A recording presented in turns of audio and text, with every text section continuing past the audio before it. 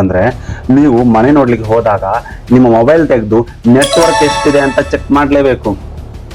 ಮತ್ತೆ ನೀವು ಯಾರಿಗಾದ್ರೂ ಫೋನ್ ಮಾಡುವಾಗ ನೆಟ್ವರ್ಕ್ ಡ್ರಾಪ್ ಆಗುತ್ತೆ.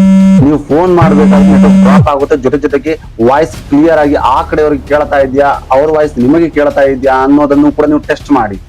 ನಂತರ ಇಂಟರ್ನೆಟ್ ಸರಿಯಾಗಿ ವರ್ಕ್ ಆಗ್ತಾ ಇದೆಯಾ ಅಂತ ಸಹ ನೀವು ಚೆಕ್ ಮಾಡಿ. ಮುಖ್ಯವಾಗಿ ಆ ಮನೆ ನಿಮಗೆ ಸುರಕ್ಷಿತವಾಗಿದ್ಯಾ, ಸೇಫ್ ಆಗಿದ್ಯಾ ಅನ್ನೋದನ್ನ ತಿಳ್ಕೊಳ್ಳಿಕ್ಕೆ ನೀವು ಮನೆಯ ಅಕ್ಕಪಕ್ಕ ಓಡಾಡ್ಲೇಬೇಕು.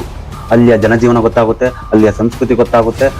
ಇದರಿಂದ ಅಲ್ಲಿಯ ಆಚಾರ ವಿಚಾರಗಳು, ಜನರ ಭಾಷೆಗಳು, ಜನರ ನಡವಳಿಕೆಗಳು ತಕ್ಕ ಮಟ್ಟಿಗೆ ನಿಮಗೆ ಅರ್ಥ ಆಗ್ತದೆ.